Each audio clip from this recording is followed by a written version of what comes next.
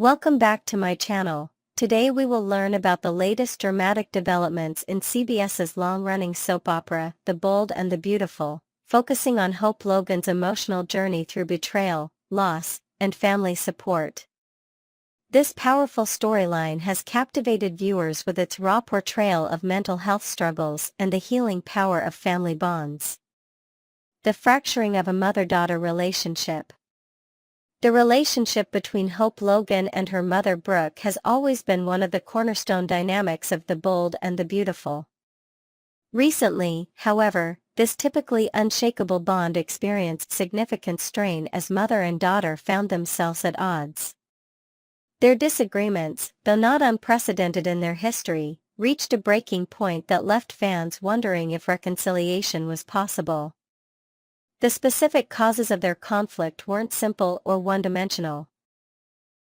Like most family disputes, their disagreement stemmed from a complex web of misunderstandings, differing perspectives, and unmet expectations. Brooke, with her wealth of life experience, believed she knew what was best for her daughter. Hope, striving for independence and respect for her own choices, pushed back against what she perceived as her mother's interference. For a time, it seemed the two women might remain estranged, their relationship another casualty in the long list of broken connections that have defined the show over its many seasons. Viewers watched with concern as the normally close pair exchanged heated words and maintained a painful distance from each other. Reconciliation and the limits of understanding. Eventually, as is often the case between mothers and daughters, the love that forms the foundation of their relationship prevailed over the issues that had driven them apart. Brooke, demonstrating the unconditional love that has always defined her as a mother, extended forgiveness and understanding to Hope.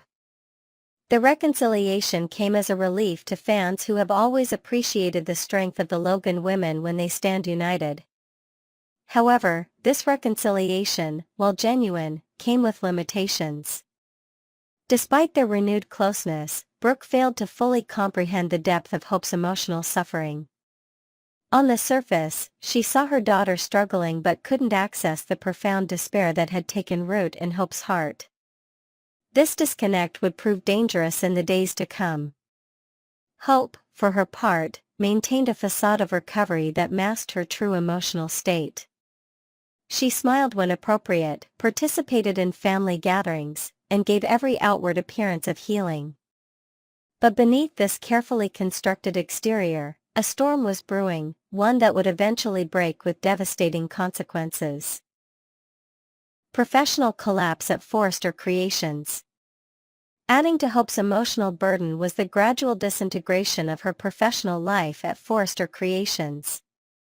What had once been a source of pride, purpose, and identity for Hope was slipping through her fingers, leaving her unmoored in yet another aspect of her life.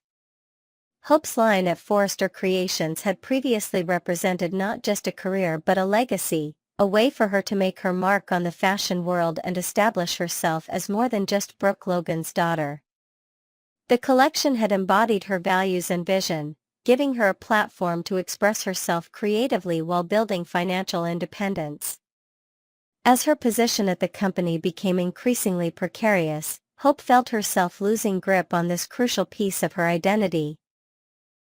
Colleagues who had once supported her seemed to distance themselves, projects that had been promised to her were reassigned, and her input in creative decisions was increasingly overlooked or dismissed.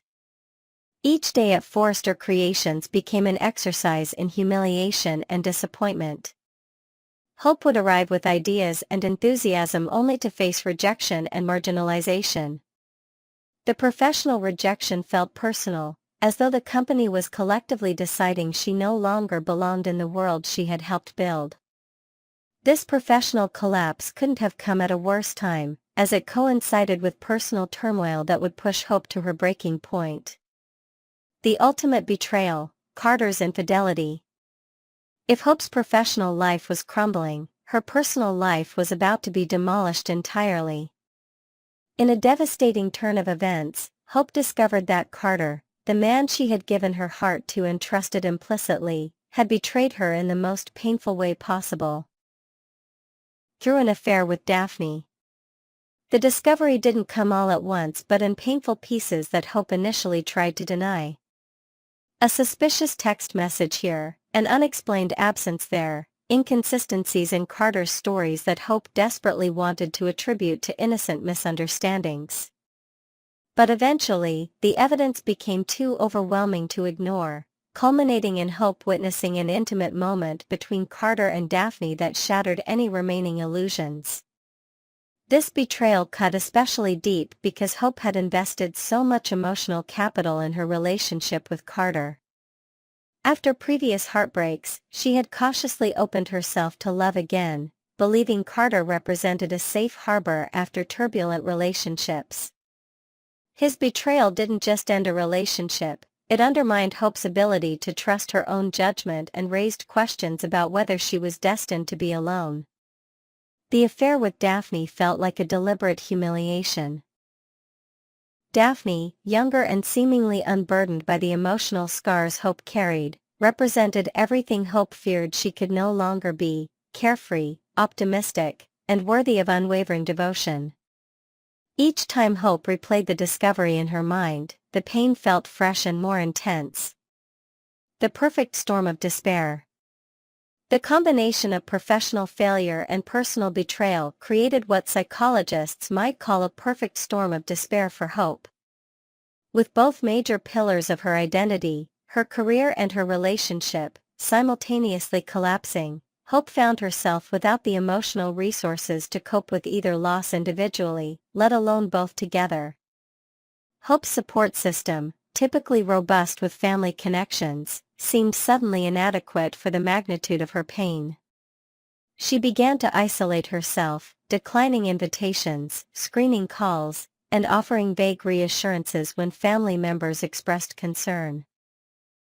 This isolation only intensified her despair, creating a dangerous feedback loop of loneliness and depression. Sleep became elusive, with Hope spending nights staring at the ceiling, replaying her failures and betrayals in an endless loop. When she did sleep, nightmares jolted her awake, leaving her more exhausted than before.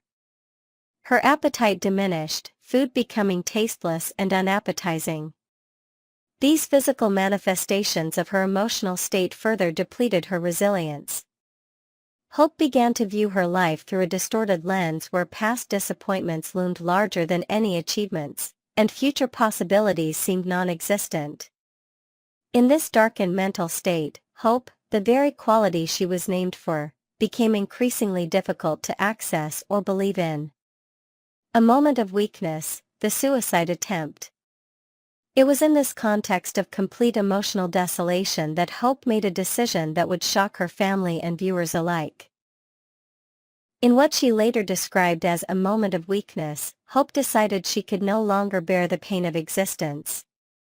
With deliberate calm, she gathered a large quantity of sleeping pills, wrote a brief note apologizing for what she was about to do, and consumed the medication with the intention of ending her life. The scene was portrayed with sobering realism, avoiding both glamorization and excessive dramatization. Hope's actions weren't impulsive but came from a place of profound hopelessness where she genuinely believed the world, including her beloved family, would ultimately be better off without her. In her distorted thinking, she had become a burden rather than a blessing to those she loved. As the medication began to take effect, Hope experienced a moment of clarity and regret, but by then, her motor skills were already compromised. She attempted to reach her phone to call for help but couldn't coordinate her movements enough to dial. As consciousness began to slip away, Hope's last thoughts were of her family and the pain her actions would cause them, a final regret as darkness enveloped her. Brooke's intuition and life-saving intervention. What Hope couldn't have anticipated was her mother's intuition, that mysterious connection that has guided Brooke throughout Hope's life.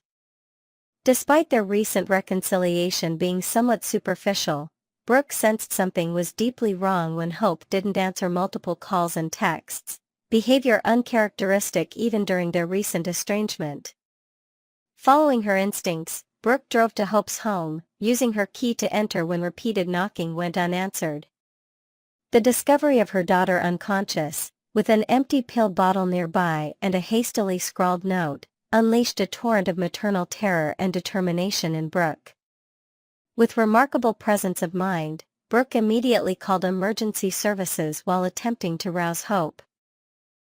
The agonizing minutes waiting for the ambulance to arrive were among the longest of Brooke's life, as she alternately pleaded with her unresponsive daughter to hold on and prayed for divine intervention to save her child. When paramedics arrived, they worked efficiently to stabilize Hope, administering medications to counteract the sleeping pills and securing her airway. Brooke rode in the ambulance, holding her daughter's limp hand and promising that if Hope would just survive, things would get better, a promise Brooke wasn't entirely sure she could keep but was determined to try.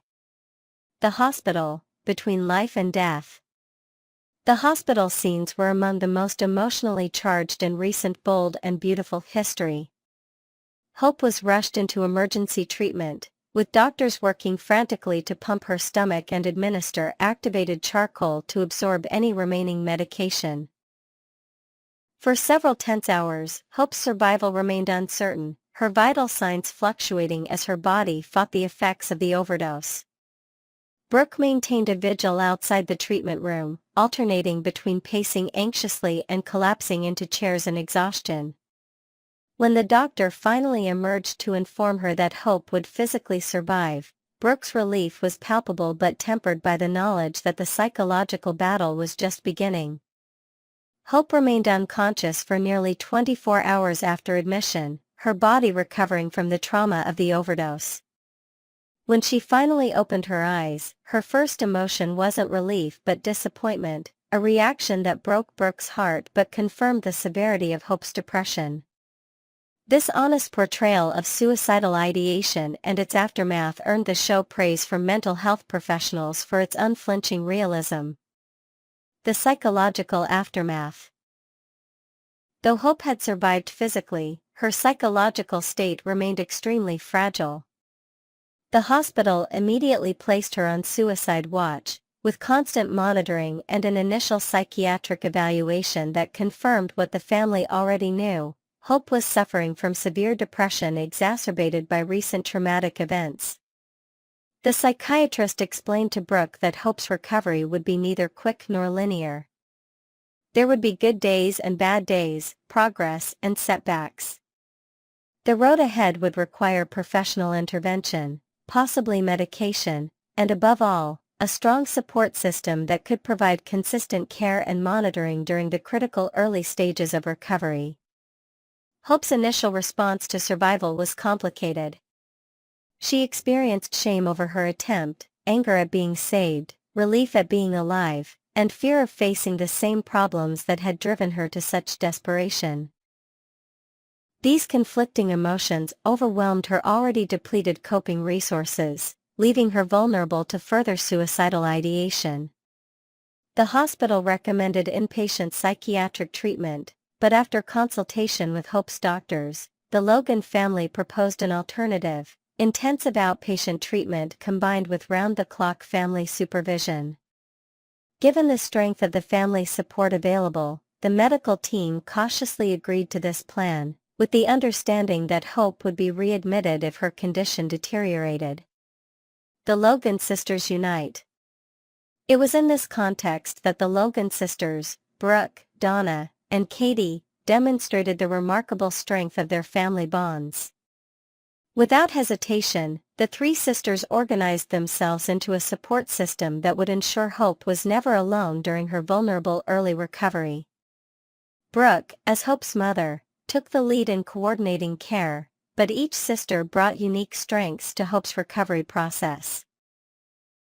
They created a schedule ensuring continuous supervision while respecting Hope's dignity and need for some semblance of normalcy. Their approach was protective without being suffocating, vigilant without treating Hope as though she were made of glass. Donna, with her natural warmth and ability to find humor even in dark situations, took on the role of lifting Hope's spirits.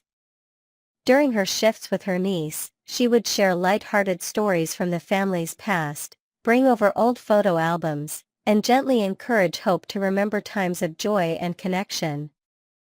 While never dismissing Hope's pain, Donna consistently reminded her that happiness had existed before and could exist again. Katie's contribution was particularly poignant given her own history of health crises and near-death experiences. Having faced her mortality through heart issues, Katie could speak authentically about the journey from despair to gratitude. She shared with Hope how her own brush with death had ultimately deepened her appreciation for life, even with its inevitable sorrows and disappointments. Katie's perspective offered Hope a roadmap for how suffering might eventually transform rather than define her. Brooke's role was perhaps the most complex, as she navigated the terrain between mother and caregiver. She coordinated Hope's therapy appointments, managed her medication schedule, and served as the primary liaison with medical professionals.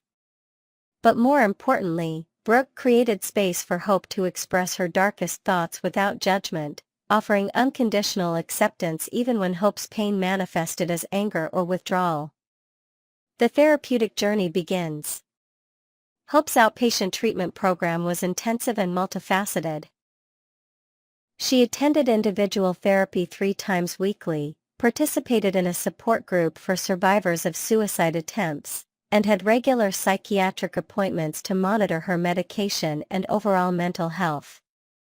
Initially resistant to therapy, Hope gradually developed trust in her therapist, a compassionate woman who balanced validation of Hope's pain with gentle challenges to her distorted thinking patterns. Through these sessions, Hope began to identify the cognitive distortions that had contributed to her suicidal crisis: catastrophizing, all-or-nothing thinking, and the tendency to discount positive experiences while magnifying negative ones. Group therapy provided Hope with something her loving family couldn't: the understanding of others who had stood at the same precipice she had. Hearing others articulate feelings she had believed were uniquely shameful helped diminish Hope's isolation. Witnessing further along group members who had rebuilt meaningful lives after their attempts offered tangible evidence that recovery was possible. The medication component of Hope's treatment was approached cautiously, with her psychiatrist explaining that antidepressants weren't a happy pill but rather a tool to help rebalance brain chemistry enough for therapeutic work to be effective. Hope's initial resistance to medication, viewing it as weakness, gradually gave way to pragmatic acceptance as she began to experience relief from the most crushing aspects of her depression. Small steps toward healing. Hope's recovery didn't happen in dramatic breakthroughs but in small, sometimes barely perceptible steps forward. The first time she laughed genuinely at one of Donna's stories, it caught her by surprise, a momentary crack in the wall of her despair. The first morning she woke up and didn't immediately wish she hadn't was noted quietly in the journal her therapist had encouraged her to keep. The Logan sisters celebrated these small victories without making them into spectacles that would embarrass Hope. They understood that recovery wasn't linear: a good day might be followed by 3 difficult ones, but they maintained faith in the overall trajectory of healing. Physical activity became an unexpected ally in Hope's recovery. Katie, drawing on her own experience with rehabilitation, suggested gentle walks that gradually increased in duration. These walks served multiple purposes: they provided natural endorphins, created opportunities for meaningful conversation or comfortable silence, and reconnected Hope with the world beyond her immediate pain. Hope also found unexpected solace in creative expression. Though fashion design had been connected to her professional disappointments, she discovered that sketching without the pressure of commercial viability offered a meditative escape. These weren't designs for Forrester creations but personal expressions that helped externalize her emotional state when words felt inadequate. Confronting the sources of pain. As Hope's emotional stability gradually improved, she faced the difficult task of processing the specific traumas that had contributed to her crisis. This meant eventually confronting both her professional setbacks at Forrester Creations and Carter's betrayal. The question of Hope's future at Forrester Creations remained complicated. Her suicide attempt had been kept relatively private, with only key family members and executives aware of the full circumstances of her absence. This privacy protection, while necessary for Hope's dignity, created uncertainty about how to approach her eventual return to work, if that was even desirable. After much reflection and discussion with her therapist and family, Hope made the difficult decision to step back from Forrester Creations temporarily. This wasn't surrender but strategic retreat, an acknowledgement that rebuilding her mental health needed to take priority over professional ambitions in the immediate term. This decision, while painful, represented Hope taking control of her narrative rather than having it dictated by circumstances. Addressing Carter's betrayal proved even more challenging. The relationship had ended definitively with Hope's discovery of his infidelity, but the emotional aftermath remained unresolved. Hope's therapist suggested that writing Carter a letter, not necessarily to send but to articulate her feelings, might help process the betrayal. The letter-writing exercise became a turning point in Hope's recovery. Over several drafts, her expression evolved from raw pain and anger to something more nuanced: disappointment, yes, but also recognition that Carter's failings reflected his limitations, not her worthiness. The final version acknowledged both the real love that had existed and the unacceptable betrayal that had ended it. Hope ultimately decided not to send the letter, recognizing that her healing didn't require Carter's response or acknowledgement.